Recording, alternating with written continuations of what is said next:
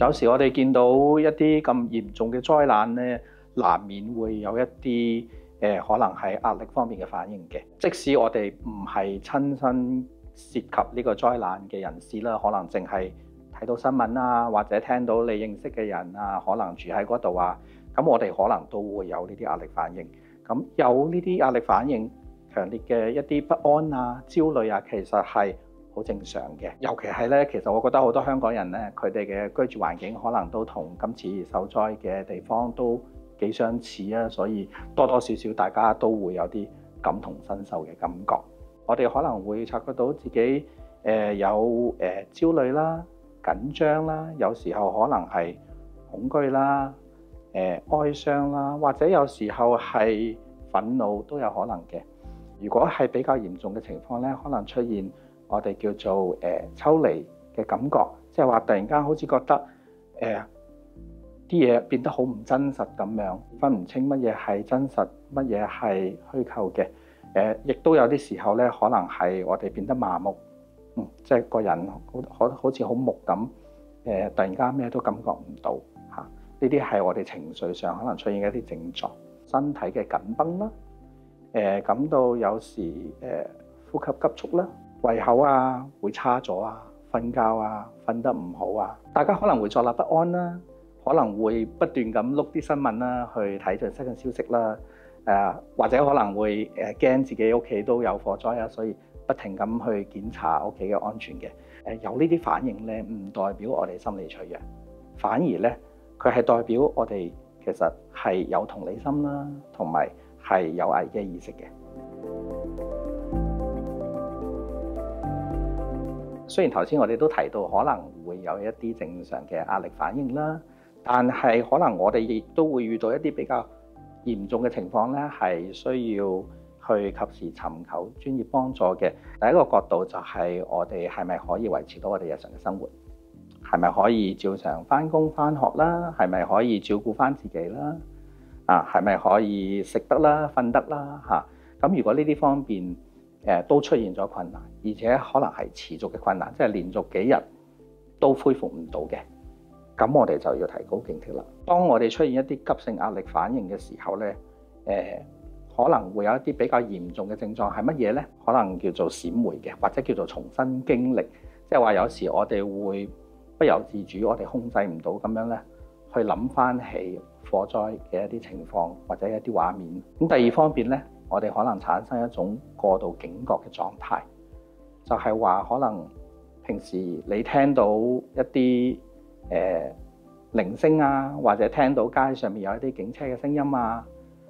或者係可能你煮飯啊，可能聞到一啲燒焦嘅味道啊，你喺新聞度、電視嗰度見到火災嘅畫面，咁呢啲情況下，突然間令到自己十分恐慌，我哋叫做過度警覺啦，我哋處於一個好似草木皆兵嘅狀態。第三種情況咧，就係可能產生一啲迴避、逃避嘅行為啦，譬如話我冇辦法再翻屋企，因為我驚屋企會火燭，或者我好難再去一啲人多擠迫嘅地方，因為我驚有時我走唔到。壓力反應可能一般嚟講喺災難發生之後嘅幾日至到2個禮拜左右咧，佢係會出現得比較多。咁一般嚟講會慢慢緩解嘅。如果你發覺去到2個禮拜或者更長嘅時間，佢都冇緩解嘅跡象，咁我勸喻大家就要及時尋求專業幫助。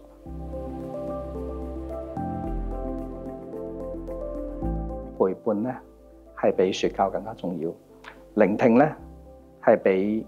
建議更加重要嘅。佢哋需要解決問題，但係我哋冇一個即時嘅解決方案俾到佢咧。但係我哋只要陪伴喺佢身邊，我哋聆聽佢去講述呢啲嘢，去表達佢嘅情緒，咁呢個本身已經係一個好大嘅幫助嚇。咁喺我哋去聆聽同佢哋傾偈嘅時候，可能會覺得有啲不知所措，咁呢個都正常嘅。其實有啲説話咧，我哋盡量避免嘅即係譬如話，可能你覺得係一啲比較正面鼓勵嘅説話，譬如你要堅強啲啊，冇嘢嘅，唔好諗咁多啦，或者係起碼你仲有條命喺度啊。佢哋聽咗咧，未必會感覺咁舒服嘅。咁更好嘅，我哋支持情緒、支持援佢哋嘅方式係乜嘢咧？譬如話而家真係好難受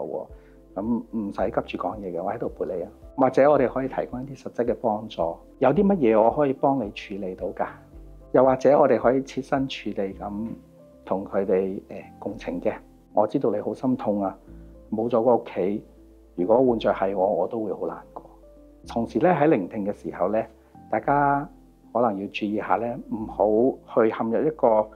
不停去重複災難細節嘅循環。呢啲嘢講得太多咧，可能會觸發太多焦慮不安嘅情緒。如果你發現呢種情況出現嘅時候，你可以同佢講：我見你好辛苦啊，不如停一停啦，唞啖氣，放鬆下先。如果佢哋有一啲比較嚴重嘅症狀啊，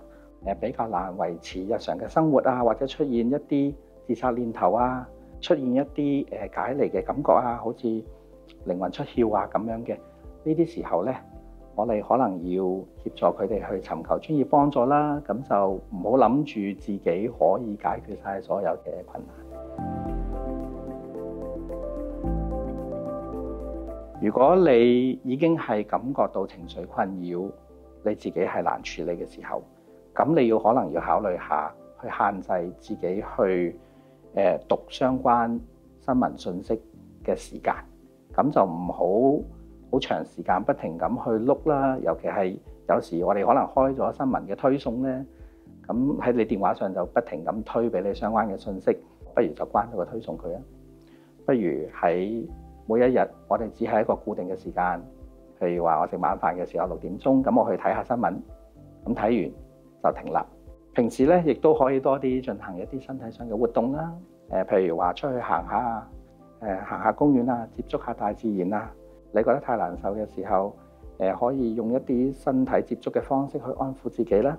沖下熱水涼啊，抱下個軟嘅枕頭啊，或者你聽下幾首你中意嘅歌啊，都可以嘅。我哋放鬆嘅時候咧，我哋進行呼吸咧，更多應該用我哋嘅腹部嚟呼吸。當你擺隻手喺腹部嘅時候咧，你會感覺到呼吸嘅時候，你個腹部係喐動嘅，係會一張一縮嘅。我哋呼吸嘅節奏咧，我哋可以數住去做。我哋可以用4秒鐘去吸氣，4秒鐘去閉氣，4秒鐘去呼氣，然後4秒鐘去閉氣，然後就再吸氣，咁樣去做一個循環。咁我哋可以循環呼吸5至10次啦，去達到一個幫助放鬆嘅效果嘅。